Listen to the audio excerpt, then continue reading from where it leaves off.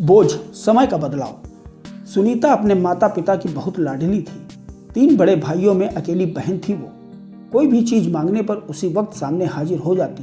पूरे घर में रौब था उसका। पूरे परिवार और नौकरों पर राजकुमारी की तरह हुक्म चलाती थी सुनीता। स्कूल में भी पूरा रौब था उसका।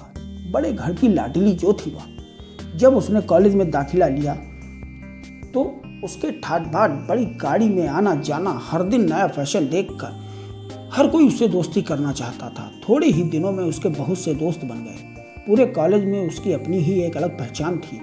उन्हीं दिनों उसके घर एक रिश्ता आया। खानदानी लोग थे और पापा की पुरानी जान पहचान थी उनके साथ। सुनीता के साथ कोई जबरदस्ती नहीं थी। सुनीता ने भी हाँ कर दी थी, क्योंकि वह भी अपने परिवार से बहुत प्यार करती थी।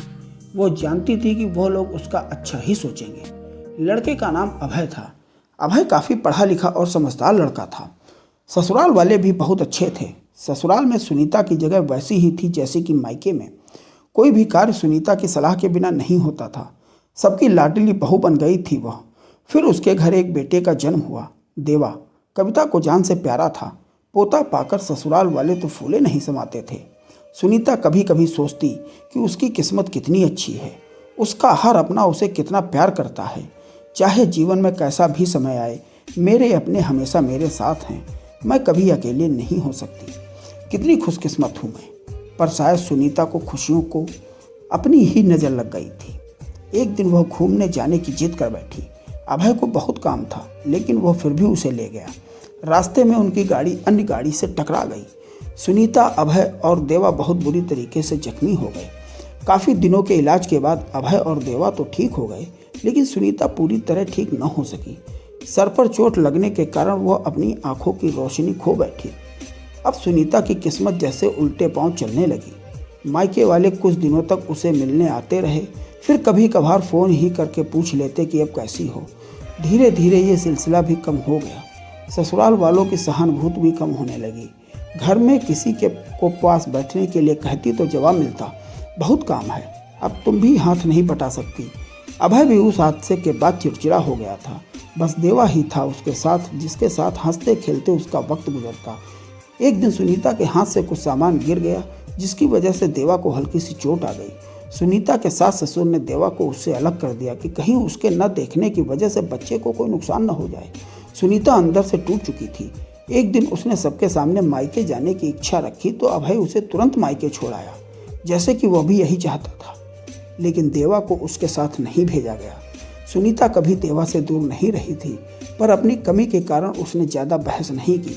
सुनीता को लगा कि वह 3-4 दिन वहाँ रहेगी तो थोड़ा हवा पानी बदल जाएगा, क्योंकि वह कितने दिनों से कहीं बाहर नहीं गई थी। घर वाले भी इतने दिनों बाद उसे देखकर कितने खुश होंगे। सुनीता के घर पहुँचने पर सब लोग बहुत खुश हुए। खाने में सब कुछ सुनीता की पसंद का ही बना था। उसने अपने मम्मी पापा और भाई भाभीियों से दिल खोल कर बातें की।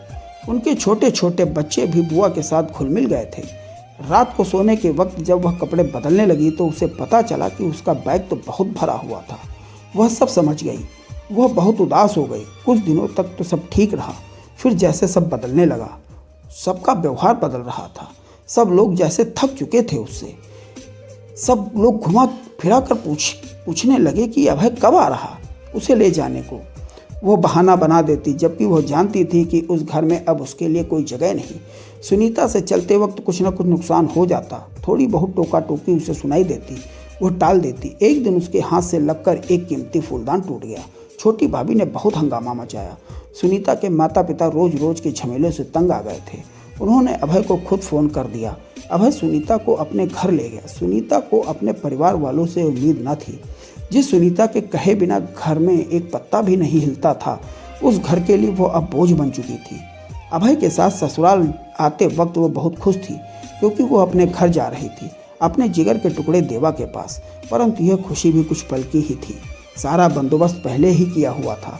सुनीता को सीधे ऊपर वाले कमरे में पहुंचा दिया गया। देवा से दूर रहने की सख्त हिदायत दी गई। एक काम वाली ममता को उसकी जिम्मेदारी सौंपी गई, जो उसके खाने पहनने जैसी ज़रूरतों का ध्यान रखती। सुनीता ज़्यादातर चुप रहती, कभी कभी काम वाली ममता से थोड़ा बतिया लेती। उसके जरिए देवा का पता चल जाता। सबकी लाडली बेटी और बहू सबके लिए लाडली से अब बोझ बन चुकी।